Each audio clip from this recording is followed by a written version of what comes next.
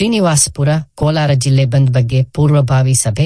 Supreme court ನ್ಯಾಯಮೂರ್ತಿಯ ಮೇಲೆ shoe ಎಸೆತ ಮಾಡಿರುವುದನ್ನು ಖಂಡಿಸಿ ದಿನಾಂಕ 17/10/2025 ರಂದು ಕೋಲಾರ ಜಿಲ್ಲೆ ಬಂದ್ ಮಾಡಲು ಶ್ರೀನಿವಾಸಪುರ ತಾಲೂಕಿನ ಎಲ್ಲಾ ಪ್ರಗತಿಪರ ಸಂಘಟನೆಗಳು ಶ್ರೀನಿವಾಸಪುರ ಪಟ್ಟಣದ ಸರ್ಕಾರಿ ನೌಕರರ ಸಂಘದ ಸಭಾಂಗಣದಲ್ಲಿ ಸಭೆ ಕರೆದಿದ್ದು, ಈ ಸಭೆಯಲ್ಲಿ ಪ್ರಗತಿಪರ ಸಂಘಟನೆಗಳು, ರೈತ ಸಂಘ ಹಾಗೂ ಹಸಿರು ಸೇನೆ, ಕೆಪಿಆರ್ಎಸ್, ದಲಿತ ಸಂಘರ್ಷ ಸಮಿತಿ, ಕನ್ನಡ ಪರ ಸಂಘಟನೆಗಳು, ಎಸ್ಎಫ್ಎಸ್, ಮಾದಿಗ ದಂಡೋರ, ಆದಿಜಾಂಬವ ಸಂಘಟನೆ, ಹಮಾಲಿ ಸಂಘಟನೆಗಳು, ದಿನ ಕೂಲಿ ನೌಕರರ ಸಂಘ, ಖಾಸಗಿ ಶಾಲೆಗಳ ಕೆಲವು ಮುಖಂಡರು, ಅಂಗನವಾಡಿ ನೌಕರರ ಸಂಘ, ಮಹಿಳಾ ಸಂಘಟನೆ, ಕೆಲವು ರಾಜಕೀಯ ಪಕ್ಷಗಳ ಮುಖಂಡರು ಮಾತನಾಡಿ, ಶಾಂತಿಯುತವಾಗಿ ಶ್ರೀನಿವಾಸಪುರ ತಾಲೂಕಿನಲ್ಲಿ ಬಂದ್ ನಡೆಯಬೇಕು.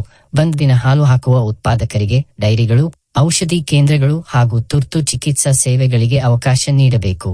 ವ್ಯಾಪಾರ ವಹಿವಾಟು ನಡೆಸುವ ಖಾಸಗಿ ಶಾಲೆಗಳ ಮತ್ತು ಬಸ್ಸುಗಳ ಮಾಲಿಕೆಯನ್ನು ಸರ್ಕಾರಿ ನೌಕರರ ಸರ್ಕಾರಿ ಬಸ್ಗಳು ಚಲಿಸದೇ ಇರಲು ಕೆಎಸ್ಆರ್ಟಿಸಿ ವ್ಯವಸ್ಥಾಪಕರ ಗಮನಕ್ಕೆ ಬಸ್ಗಳು ರಸ್ತೆಯಲ್ಲಿ ಚಲಿಸಲು ಬಿಡದಂತೆ ಮನವಿ ಪತ್ರ ನೀಡಲು ಹಾಗೂ ಪೊಲೀಸ್ ಇಲಾಖೆ ಅಧಿಕಾರಿಗಳು ಈ ಬಂದ್ಗೆ ಸಹಕರಿಸಿ ಕೊಡುವಂತೆ ವಿನಂತಿ ಕೋರುವುದು. ಸಭೆಯಲ್ಲಿ ಪ್ರಗತಿಪರ ಸಂಘಟನೆಗಳು ದಿನಾಂಕ 14/10/2025 ಬಂದ್ ಬಗ್ಗೆ ಕರೆದಿರುವ ಸಭೆಯಲ್ಲಿ ತೀರ್ಮಾನಿಸಲಾಯಿತು. ಒಬ್ಬ ನ್ಯಾಯಾಧೀಶರಿಗೆ ಮಾಡಿರ್ತಕ್ಕಂಥ ಒಂದು ಖಂಡನೆ ವಿಚಾರವಾಗಿ ಇವತ್ತು ನಾವು ಬಂದ್ ಮಾಡಬೇಕು ಅಂತ ನಮಗೆ ಭಾಗವಹಿಸಿದ್ದೀವಿ. ನಾವು ಬಂದು ಮಾಡಬೇಕು ವಿಚಾರ ಸುಮಾರು ನಾವು ಬಂದು ಮಾಡಿದ್ದೀವಿ. ಸುಮಾರು ಸಂಘಟನೆ ಸೇರ್ಪಡೆ ಮಾಡಿದ್ದೀವಿ, ತುಂಬ ಯಶಸ್ಸು ಕಂಡಿದ್ದೀವಿ.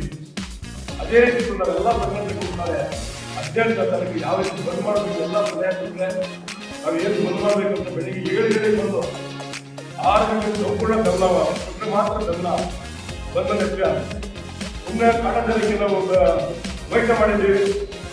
ಬಂದಂತ ಆಗೋದಿಲ್ಲ.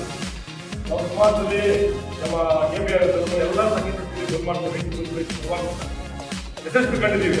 ಆ ಯಶಸ್ಸು ಕಂಡ ಮೇಲೆ ಮನೆ ನಾವು ಬಂದ್ ಮಾಡಿದಾಗ ರೈತರಿಗೆ ಅನುಕೂಲ ಆಯಿತು. ಒಂದು ಹಿರಿಯರು ಹಾಗಾಗಿ ಎಲ್ಲರಿಗಿಂತ ಹೆಚ್ಚು ಆ ಹೋರಾಟಗಳ ಅನುಭವ ಇದೆ. ನಾವೆಲ್ಲರೂ ಕೂಡ ಹೋರಾಟಗಳನ್ನು ನಡೆಸ್ತಾ ಇರ್ತಕ್ಕಂಥದ್ದು. ಮಾಧ್ಯಮದವರು ಕೂಡ ಅವರದಾದ ರೀತಿಯಲ್ಲಿ ಒಂದು ಹೋರಾಟದ ಸಮಾಜದ ಬದಲಾವಣೆಯ ದಿಕ್ಕಿನಲ್ಲಿ ಕೆಲಸ ಮಾಡ್ತಾ ಇರ್ತಕ್ಕಂಥದ್ದು. ಹಾಗಾಗಿ ನಾವೆಲ್ಲರೂ ಹೋರಾಟಗಾರ ಅಂತ ನಾನು ಬಳಸ್ತಾ ಇದ್ದೀನಿ. ಇವತ್ತು ನಮ್ಮ ದೇಶ ತುಂಬಾ ಒಂದು ಕೆಟ್ಟ ಕಾಲಘಟ್ಟದಲ್ಲಿ ಇವತ್ತು